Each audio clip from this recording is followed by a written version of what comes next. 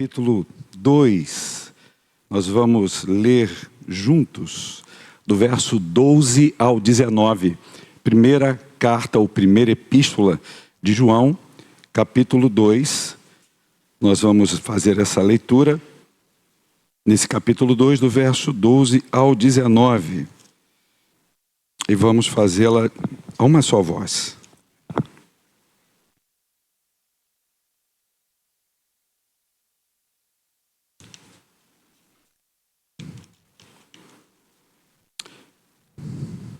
Nos diz assim a palavra do Senhor, leamos juntos de 12 a 19. Filhinhos, eu vos escrevo porque os vossos pecados são perdoados por causa do seu nome. Pais, eu vos escrevo porque conheceis aquele que existe desde o princípio. Jovens, eu vos escrevo porque tendes vencido o maligno. Filhinhos, eu vos escrevo, porque conheceis o Pai. Pai, eu vos escrevi, porque conheceis aquele que existe desde o princípio.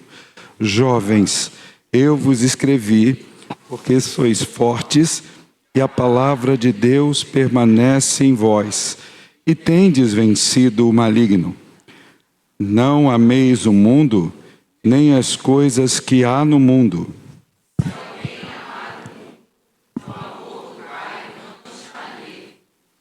Porque tudo que há no mundo, a concupiscência da carne, a concupiscência dos olhos e a soberba da vida, não procede do Pai, mas procede do mundo.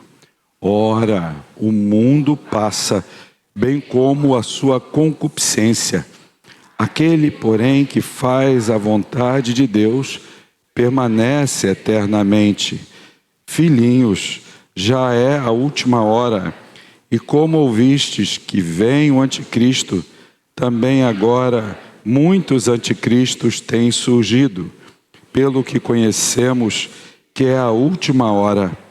Eles saíram de nosso meio, entretanto, não eram dos nossos, porque se tivessem sido nossos, teriam permanecido conosco. Todavia, eles se foram para que ficasse manifesto que nenhum deles é dos nossos. Vamos orar mais uma vez? Te louvamos, Pai, e te agradecemos de todo o nosso coração pela Tua palavra que é lida e que será exposta no poder do Teu Espírito Santo aos nossos corações. Que possamos, Senhor, sair daqui, todos nós, diferentes, completamente diferentes de como aqui entramos. Que o Senhor transforme mais ainda a nossa vida, para o Teu louvor e para a Tua glória, em nome de Jesus. Amém. Podem sentar, queridos. Vocês já perceberam que hoje eu vou lutar um pouquinho com a minha voz, né? Ontem começamos aqui as festividades de aniversário da nossa UMP, da nossa União Presbiteriana de Moços, a nossa mocidade local. E foi um momento muito abençoado e muito abençoador. Quem esteve aqui ontem sabe do que eu estou a refletir. Tivemos aqui a presença do reverendo Júnior César, nos fazendo pensar sobre o tema Cartas Vivas de Cristo. Foi um momento muito lindo, muito profundo, uma palavra que nos desafia a viver como um plano de leitura para a sociedade, né? As pessoas, elas leem a nossa vida. Foi o que o pastor Júnior trouxe para a gente.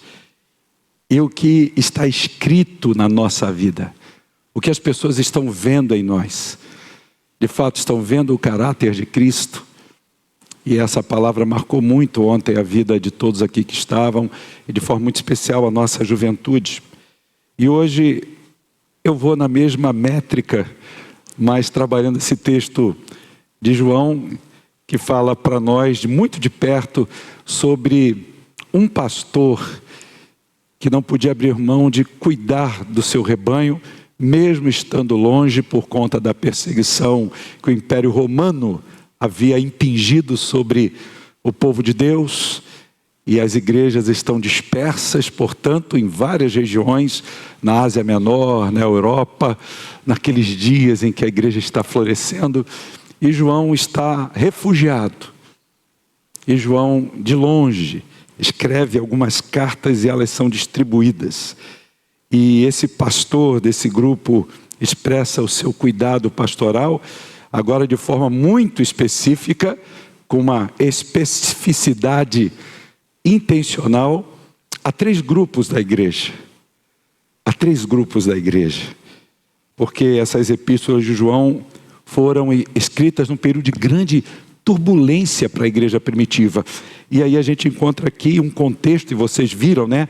Atentos à leitura do texto, um contexto de falsos mestres, um contexto de heresias, um contexto onde a fé dos crentes está sendo ameaçada. Imagina isso. Nós não estamos vivendo isso aqui. Ainda não no nosso país. Mas irmãos em outras partes do globo estão vivendo isso. Mas nós aqui não. Nós estamos numa espécie de zona de conforto. Mas é nesse contexto de luta, de embate, de dor, de adversidades que se levantam e se contrapõem contra a igreja, é que João escreve essa carta. E João, ele é considerado o apóstolo do amor, porque ele tem uma linguagem muito doce, uma linguagem muito amorosa. Ele, inclusive, muitas vezes, em outras passagens, principalmente nos evangelhos, isso nos dá a entender na relação com o próprio Jesus, aquele que estava recostado sobre o seu peito, chamado de discípulo amado. João trazia consigo essas características, né? E aqui João, esse apóstolo do amor, está escrevendo essas 3 cartas, e nós estamos lendo aqui a primeira dessas 3 cartas, aonde ele reafirma uma verdade muito importante do Evangelho. Fala sobre a importância de, como igrejas, e ele escreve para um nicho, para um grupo muito específico, aqui ele fala de gente, inclusive é jovem, demonstrando aqui a importância desses seus leitores mais joviais permanecerem firmes na fé. Você imagina comigo, um atleta de alta performance, como é que ele se mantém performando bem o tempo todo? Como é que ele consegue alcançar sucesso que vão para além do seu treinamento quando ele está sendo exigido lá numa pista ou num campo de futebol, numa arena? Imagina comigo. Ele treina e treina incessantemente. Esse atleta, ele tem uma dieta extremamente rigorosa, uma disciplina implacável. Por quê? Qual é o objetivo dele? Ele busca a vitória com todas as suas forças. No entanto, imagina comigo, esse atleta, no auge, no esplendor de toda essa sua forma física, ele decide não competir, ele decide parar. Ele não vai mais entrar na competição. Uma coisa fica muito tácita, fica muito clara para a gente. Todo o seu preparo, toda a sua dedicação se tornam agora completamente inúteis. Da mesma forma, quando e enquanto somos chamados por Deus para, no vigor da fé que Ele nos deu, vivermos o Evangelho da graça de Jesus na nossa vida e pregando e testemunhando a outros, quando nós não fazemos, do que adianta todo o nosso preparo? Do que adianta as nossas vindas à escola bíblica dominical? Pensa comigo. Do que adianta aquele tempo em que, na minha solitude, e naquele momento em que eu estou em casa, onde eu fecho a porta do meu quarto, e em secreto, como recomendou Jesus, eu estou ali orando ao Pai em secreto, porque o texto fala que naquele momento de intimidade, o estar em secreto é estar em intimidade. O Pai vai me recompensar, vai me recompensar com o quê? Com um preparo espiritual. Mas só que eu me omito, eu me limito, eu não me permito ser instrumento da graça de Deus para as pessoas que convivem comigo. Me preparo, mas não coloco em evidência esse preparo. Eu me lembro quando eu fazia parte do time de futebol da escola, tinha um grupo de pernas de pau e eu era um deles. Eu era aquele cara atabalhoado. Muito esforço, muita transpiração, mas pouca inspiração para fazer aquelas jogadas que diferenciavam o bom jogador. Eu nunca fui um bom jogador. Eu me lembro que a gente ficava treinando, mas o treinador não colocava aquele grupo, só em caso mesmo, estava tudo perdido, não tinha mais, aí a gente entrava. Aí eu me lembro de um colega na escola, lá na ilha, que falava assim: Ô Ivo, eu vou reclamar com o nosso treinador, porque a gente treina, mas a gente não entra em campo, né? Porque a gente não entrava em campo, porque a gente era perna de pau. Mas quando nós recebemos a palavra de Cristo na nossa vida, e quando somos aperfeiçoados por ela, o técnico, mesmo sabendo que a gente tem as nossas limitações, o nome dele é Jesus, ele coloca a gente para o jogo. Sabe por que ele coloca a gente para o jogo? Porque ele joga com a gente. Ele é o único técnico que entra em campo e joga com os seus atletas. E muitas vezes nós estamos cheios de vigor, cheios de potencial espiritual, e muitas vezes nós afirmamos isso, mas nós nos abstemos de lutar contra o mal que nos cerca. Nós desperdiçamos as forças que Deus nos deu para lutar contra o mal. E esse é um texto que, dentro do seu contexto, fala sobre essa luta contra o maligno, contra o mal. Por isso eu queria compartilhar nessa noite sobre o tema jovens que vencem o mal. E aqui eu disse a vocês há poucos instantes atrás que existem 3 categorias, 3 grupos na igreja que João enxergou, né? Olha o que é que ele está dizendo aqui para a gente. Primeira coisa que ele está dizendo aqui para a gente é o seguinte: filhinhos, é o primeiro grupo. Verso 12: eu vos escrevo porque os vossos pecados são perdoados por causa do seu nome. Do nome de quem? Do nome de Jesus. Porque a perícope anterior se refere a Jesus. Então ele está falando de Jesus. Depois ele fala, verso 13: pais, eu vos escrevo porque conheceis aquele que existe desde o princípio. Então agora ele está falando do segundo grupo. Ele está falando aos pais. E logo na sequência ele fala: jovens, eu vos escrevo porque tendes vencido o maligno. Quem eram os filhinhos? Os filhinhos eram os novinhos na fé. Aqueles recém-chegados no meio da comunidade cristã que haviam se convertido de forma recente. O que a Bíblia chama, numa linguagem técnica, e você sabe tão bem quanto eu, são os neófitos. Os novinhos na fé, que estão nas fraldas. Mas ele fala aqui aos pais e diz: eu vos escrevo por reconheceis aquele que existe desde o princípio. Verso 13. Quem são os pais? Os pais são aqueles que são mais maduros na igreja. Aqueles que já têm uma experiência mais calcada, mais fundamentada na fé. Mas ele fala para os jovens também. Ele diz: jovens, eu vos escrevo porque tendes vencido o maligno. E aqui os jovens, nessa metáfora, não são os jovens que vão de 18 até os 61 anos. Sim, até a minha idade. Ele não está falando de jovens na faixa etária, no contexto de faixas etárias, na contabilização de faixas de tempo destinadas a grupos humanos. Ele está usando um contexto metafórico que aborda a maneira espiritual como está vivendo cada um desses grupos. E os jovens aqui, aos quais ele se refere, são aqueles que não são nem neófitos e não estão avançados ainda naquele conhecimento de uma maturidade espiritual, que eram os presbíteros, os bispos da igreja, aquela liderança mais calejada da igreja. Não, esses jovens estão no meio termo. Mas o que João está destacando aqui é que esses jovens, eles possuem uma coisa que nem os filhinhos e nem os pais possuem.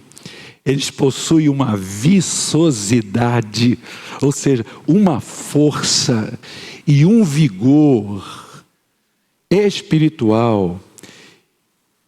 E uma força como jovem, por isso a metáfora do jovem, uma energia para fazer as coisas acontecer no meio, no arraial da igreja, e para ir para além disso.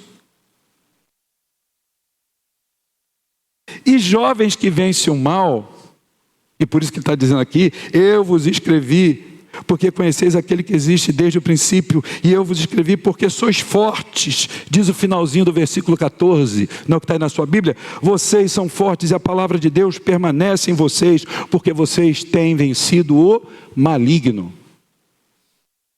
Jovens que vencem o mal possuem sua força na palavra de Deus. Esse é o primeiro ponto que eu queria destacar essa noite. Força. Eles possuem força na palavra de Deus. Jovens que vencem o mal possuem uma força que eles extraem do contexto da palavra de Deus. Não é o que diz aqui, 1 João 2,14, na segunda parte, eu releio. Jovens, eu vos escrevi porque sois fortes e a palavra de Deus permanece em vós e tendes vencido o maligno. O que é que João está reconhecendo aqui? Que os jovens, nesse estágio de desenvolvimento da sua maturidade espiritual, esses jovens da igreja já venceram o maligno. E essa vitória não é fruto de sua própria força, mas é fruto do poder da palavra de Deus que opera na força, na autoridade do Espírito Santo na vida de cada um deles. É como Paulo diz lá em Efésios, no capítulo 6, versículo 17, que a palavra de Deus é como a espada, e essa espada bem manuseada, ela é poderosa para vencer os ataques do inimigo. Como é que Jesus venceu o diabo na tentação lá no deserto? Ele triunfa sobre Satanás pela palavra. O diabo tenta usar a palavra de forma distorcida, e foi assim que ele fez desde o início, quando distorceu as palavras de Deus na tentação em relação a Eva. Não foi assim que Deus disse? E aí ele distorce. Eva cai na conversa. Quando ele tenta apresentar a palavra a Jesus, e ele cita a palavra, Jesus replica usando a palavra no seu contexto correto. Não sei se você já ouviu a seguinte frase, que a Bíblia é a mãe de todas as heresias. Eu concordo. A Bíblia é a mãe de todas as heresias. Heresia, e aí como professor de história da igreja eu quero explicar isso a vocês, ela não aparece, ela não surge no contexto externo, ela não acontece no mundo. Toda heresia brota de dentro da igreja. Heresia não acontece lá fora, é dentro da igreja. E por que que a Bíblia é a mãe de toda a heresia? Porque toda palavra, todo texto usado fora do seu contexto se transformará em um pretexto para afirmar ou reafirmar uma ideia equivocada, errônea, contrária, antagônica, portanto, à palavra de Deus. Por isso, quando eu e você estudamos a palavra do Senhor, nós precisamos, em primeiro lugar, por mais que você e eu tenhamos algum conhecimento doutrinário, por mais que tenhamos conhecimento teológico, nós não podemos nos valer desses conhecimentos, dessas ferramentas que são importantes numa espécie de análise hermenêutica, ou seja, de interpretação das Escrituras, ou uma análise exegética, se nós não buscarmos a dependência do Espírito Santo. O pior sermão que um pastor possa produzir é aquele em que ele, se valendo da sua capacidade cognitiva, do seu pré-conhecimento teológico, ele vai construir esse sermão, achando que na força desse conhecimento que ele tem, ele pode transmitir algo ao seu público, à sua igreja. É o pior sermão. Claro que ele tem que se valer dessas instrumentalidades, desses instrumentos. Ele tem que se valer disso, mas ele, antes de tudo, tem que fazê-lo em oração e dizer: Senhor, o que tu queres que eu fale ao teu povo? O que tu queres me comunicar dentro do texto da tua palavra e sem fugir ao contexto? João está dizendo aqui que ele reconhece que esses jovens já venceram o maligno. E essa vitória não é fruto da força deles, do conhecimento deles, do vigor deles. É fruto do conhecimento, do poder da palavra de Deus que habita neles. Porque a palavra de Deus é espada do Espírito. Ela é a arma poderosa que destrói as fortalezas do inimigo. Jovens, portanto, que vencem o mal, possuem sua força na palavra de Deus. O Salmo 119, versículo 9, lá o salmista declara: de que maneira poderá o jovem guardar puro o seu coração, ou o seu caminho, observando segundo a tua palavra. Quando nós guardamos a palavra do Senhor no nosso coração, quando nós amamos a palavra de Deus, quando nós desejamos que essa palavra ela cresça, ela se multiplique, ela floresça e saia de dentro de nós e vá alcançar outros, irmãos, o inimigo não resiste. Efésios 6 diz que a armadura de Deus, ela é destacada pela espada do Espírito, e a espada do Espírito é a palavra do Senhor. Eu queria te fazer uma pergunta essa noite.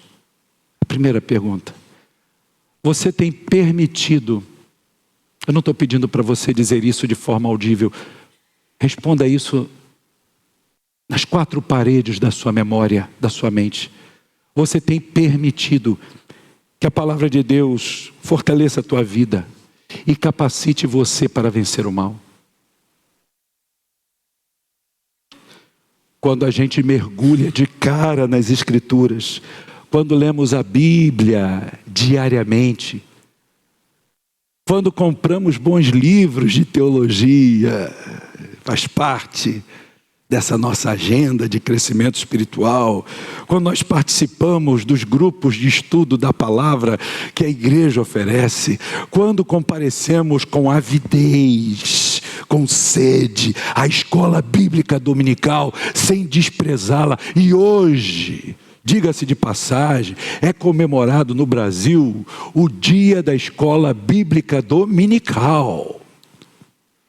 Quando nós nos dedicamos com essa vontade, o nosso conhecimento, irmão, sobre Deus, ele sai da superficialidade e ele entra numa relação de profundidade, porque nós estamos buscando aprofundar a nossa vida dia após dia, em consonância com as verdades do Evangelho, para que a palavra de Deus possa transformar a minha e a sua vida e nos capacitar a vencer o mal.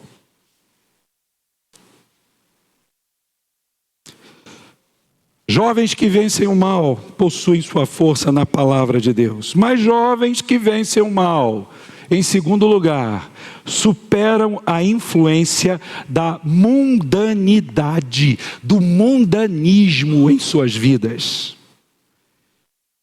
O texto de 1 João 2, 15 a 17, eu releio para os irmãos, diz assim, diz o apóstolo João àqueles irmãos da igreja: não ameis o mundo, nem as coisas que há no mundo.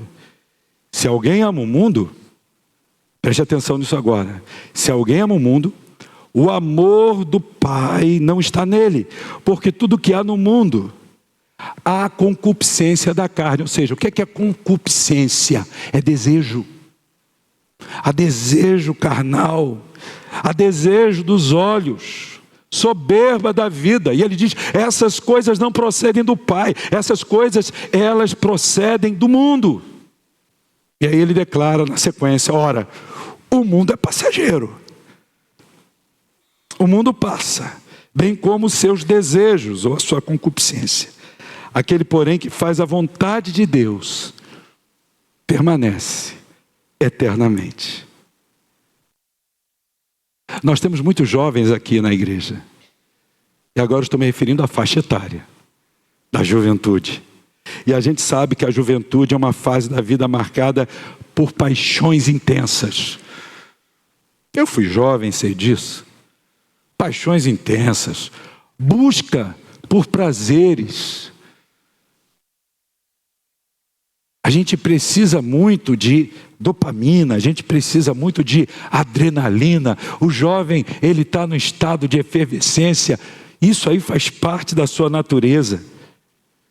E é nesse contexto que o mundo vai apresentando o quê? As suas tentações, o mundo vai apresentando as suas ilusões, o mundo vai servindo uma espécie de cardápio para que os jovens sejam atraídos a escolher coisas que vão tentar desviá-lo, que vão tentar desanimá-lo, que vão tentar distraí-lo, porque o mundo está cheio de distratores.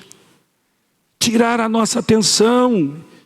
Isso tudo exerce um apelo muito forte sobre a vida dos jovens. No entanto, João aqui nos adverte a não amarmos o mundo, porque o amor do mundo, o amor ao mundo é incompatível com o amor a Deus.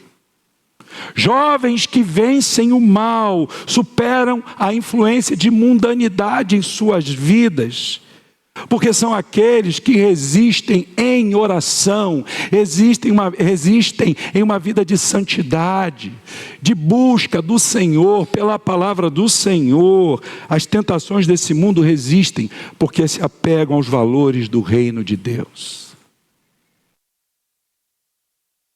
Romanos 12:2 diz, e não vos conformeis com este mundo, mas transformai-vos pela renovação da vossa mente. Para quê? Qual é o propósito dessa renovação mental? Que lá no grego a palavra é metanoia. É uma mudança, é uma transformação plena, total.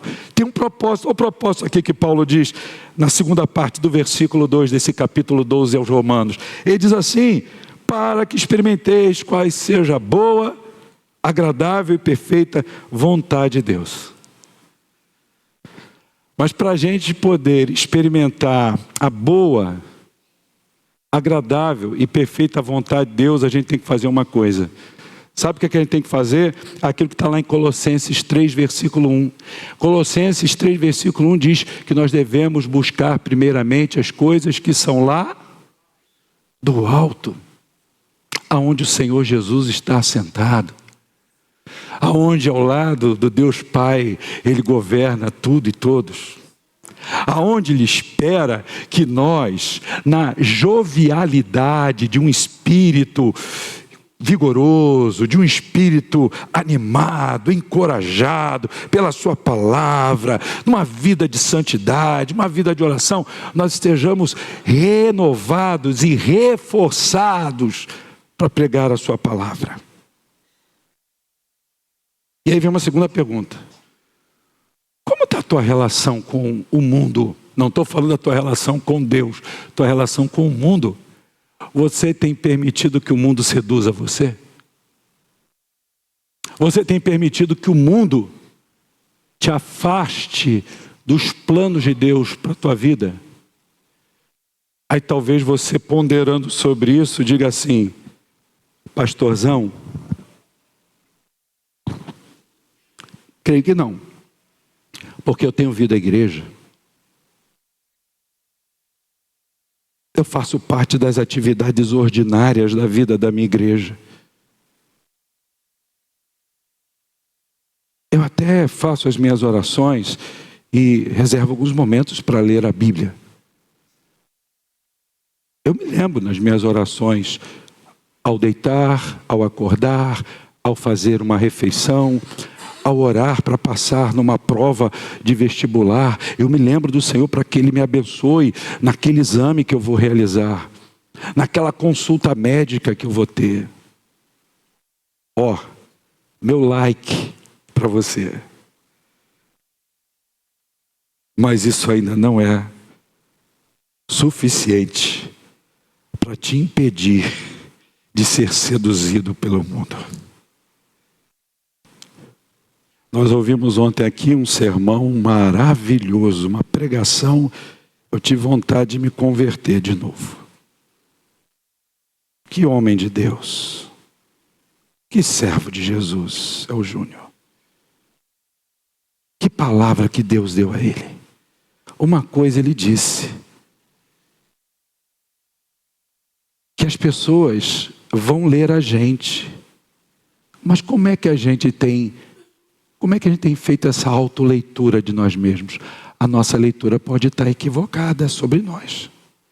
Ele deixou isso muito claro. Uma coisa que eu aprendi há muito tempo é aprender a ser criticado. Aprender a ser informado sobre coisas na minha vida que eu tendenciosamente posso achar que não há problema algum. Quer ver um exemplo disso? Confirmação do nosso chamado. Não vem através da gente. O chamado para o ministério, e não digo só para o ministério pastoral, mas para ministérios na igreja, eles vêm da forma como a igreja nos lê. Eu não posso produzir vocação. Quem vocaciona é o Espírito Santo. E nós temos que entender que se nós não estivermos convivendo dia após dia em intimidade com Jesus, se eu não for mais íntimo a Jesus do que eu sou com a minha esposa, com os meus filhos, com os meus irmãos, eu preciso ser mais íntimo a Jesus ou com Jesus do que qualquer outra pessoa. Se eu não for, tem alguma coisa errada. Porque essas pessoas, ou pessoa especificamente falando, está ocupando um lugar que não é o lugar de Cristo no meu coração. Você já parou para pensar nisso? E aí eu vou ser alvo, vou ser presa fácil das seduções desse mundo, mesmo com o meu nome vinculado a um rol de membresia de uma igreja.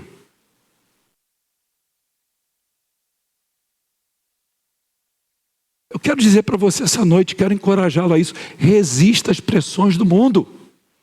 Ah, pastor, mas eu vou ser rejeitado no trabalho. Vão me olhar diferente, eu vou ser rejeitado lá na minha faculdade. Ô irmãos, o que Jesus foi? O tempo todo rejeitado. Não se deixe levar pela cultura do consumismo, do prazer desenfreado e da busca por posição, por status. Para com isso. Seja crente, seja esse jovem maduro. Eu não estou me referindo só à juventude da igreja. A jovens, na metáfora de João, que todos nós somos chamados a ser. Busque a santidade em todas as áreas da sua vida. Em seus relacionamentos, em seus estudos, lá no seu local de trabalho, no seu lazer. No seu lazer. Estou jogando futebol. Eu vou arrancar a canela do outro. Eu vou mandar o outro para aquele bom lugar, porque ele me deu um chute, ou me deu um ovinho, me deu um lençol.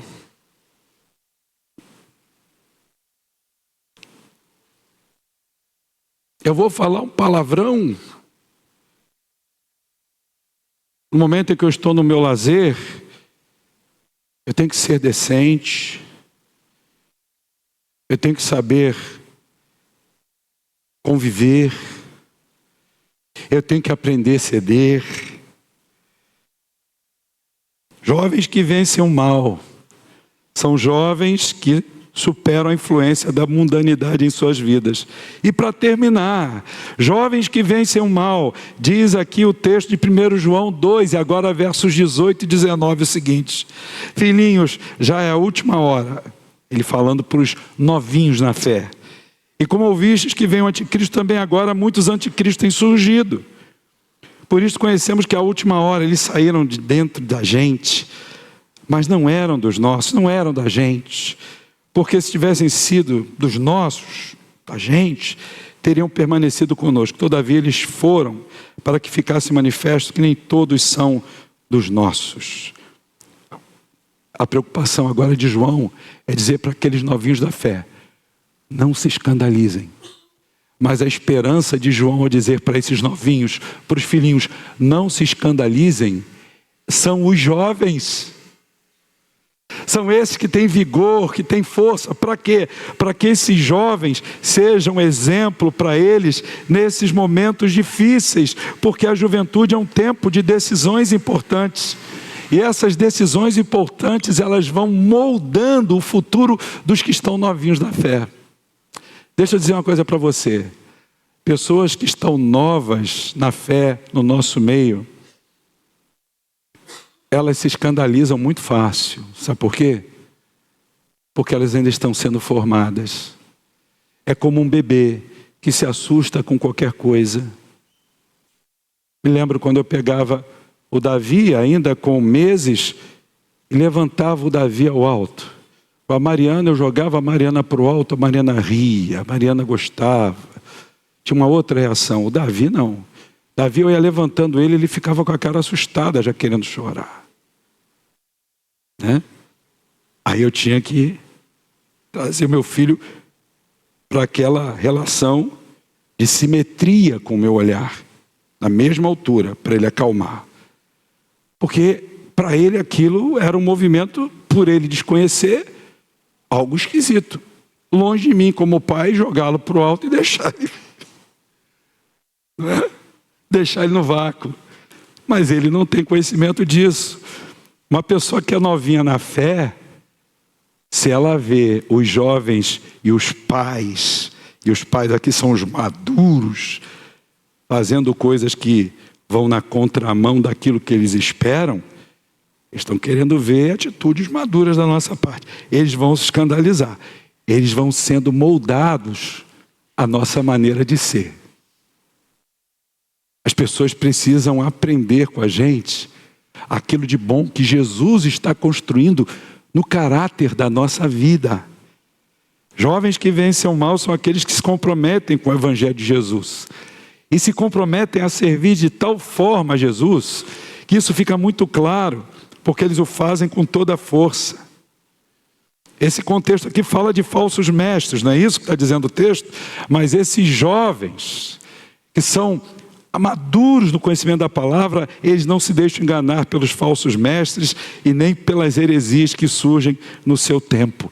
Eles permanecem firmes na fé, eles defendem a verdade do Evangelho e eles proclamam esse Evangelho para todas as pessoas. Eles têm prazer de fazer isso.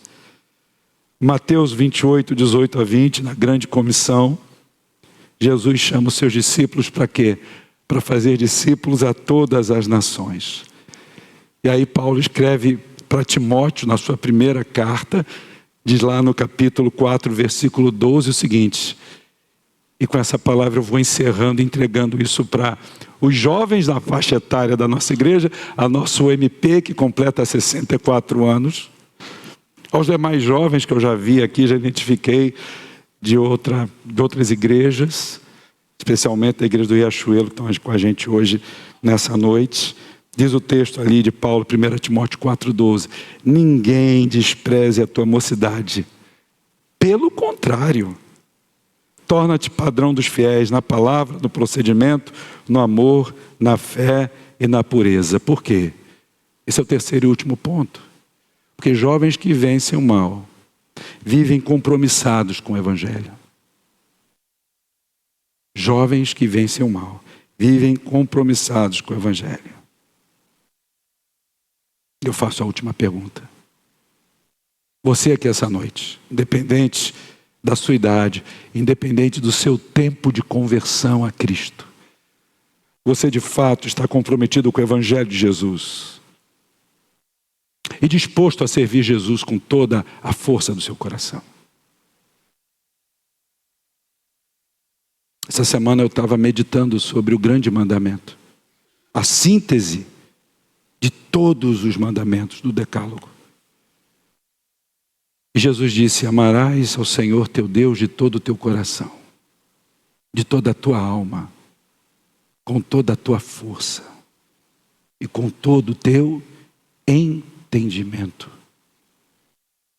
E aí vem o segundo mandamento, que está unido a esse primeiro, e ele é indissociável. E amarás ao teu próximo como a ti mesmo. Você quer amar, você quer servir, você quer ser instrumento de conforto, de consolo às pessoas. Ame ao Senhor em primeiro lugar.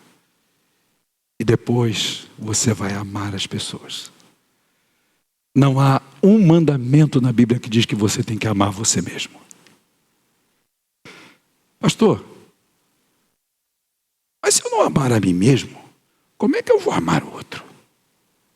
Eu tenho que ter amor próprio, pastor. Claro. Mas a Bíblia fala que você deve amar ao teu próximo como a ti mesmo, ou seja, projetar primeiro conforto, segurança, cuidado na vida do outro. Essa é a prova de que você ama a Deus e você ama a você mesmo. Jovens, eu vos escrevi, diz a palavra de Deus, porque já venceste o maligno. Jovens que estão aqui, de todas as idades, envolvam-se na obra do Senhor. Sirvam a igreja, evangelizem, façam missões, não desperdicem seus dons e talentos. Hoje lá em São Gonçalo, quando eu terminei a conferência, foi tão bonitinho, um grupo de adolescentes, a conferência era para jovens adolescentes, falaram assim: pastor, o senhor podia ficar com a gente mais uns 15 minutos depois do culto? Falei: posso, a gente queria tirar umas dúvidas contigo. Aí o pastor da igreja falou: meu filho, faz barba, cabelo e bigode. Fica com eles aí. Um calor tremendo em São Gonçalo. E tão bonitinho, aqueles jovens, querendo saber como é que eles poderiam conhecer os seus dons espirituais para colocar a serviço do Senhor. Não precisou conselheiro, orientador, orientadora, papai, mamãe, empurrar eles para vir falar comigo. Veio aquele grupo de 6 ou 7, mais ou menos, adolescentes, e eu fiquei com eles quase 30 minutos, a gente conversando. E eles naquele desejo de serem instrumento de Deus na escola. Um deles, com 17 anos, 16 para 17 anos, passou para a faculdade e falou: pastor, está tendo uma pressão por causa do marxismo cultural. Eu falei: filho, é uma praga do diabo. É demoníaco esse negócio. É do capeta. Mas deixa eu dizer uma coisa para você. Vocês são fortes. O Senhor já deu a vocês capacidade. O pastor de vocês é um homem de Deus. Vai instruir vocês. Aí ele fala assim: pastor, a gente pode fazer mais um pedido? Eu falei: pode. Mas eu tenho que ir para casa almoçar. Porque hoje o que acontece? Está acontecendo o alinhamento dos planetas hoje. Vocês sabiam disso? E eu tinha que ir para casa cedo por causa do alinhamento. Não tem nada a ver com eclipse, não. Estou falando do alinhamento lá em casa. Que pela primeira vez na história da minha família, a mulher foi pregar lá na igreja que a gente plantou há 35 anos, lá em Adonai. Está pregando essa hora lá. O Davi foi pregar em Cascadura. Não está lá no Riachuelo, está lá em Cascadura e eu estou pregando aqui. Então eu tinha que, aquele momento, esperar chegar, a gente se reunir, orar juntos, porque era celebrar. E eu sou chorão. Eu falei, gente, coisa linda. Eu vou pregar, a mulher está pregando, vai pregar e o filho vai pregar. Caramba! Isso é para, como diz o pentecostal, glorificar de pé. Coisa abençoada. Isso não é para qualquer um, não. Isso é bênção de Deus. Falei, coisa boa. Eu falei, qual é a proposta de vocês? Pastorzão, a gente pode fazer um grupo no WhatsApp contigo? Mas tem o reverendo Joel. Mas a gente... Vamos fazer. Pastor, o senhor deixa? Manda ver, meu irmão. Vamos embora. Nós vamos participar da ceia agora. Sabe o que a ceia aponta para a gente? Um potencial tremendo para a gente vencer o mal. Para a gente vencer aquele mal que bate a portinha do nosso coração e diz assim: pega o celular,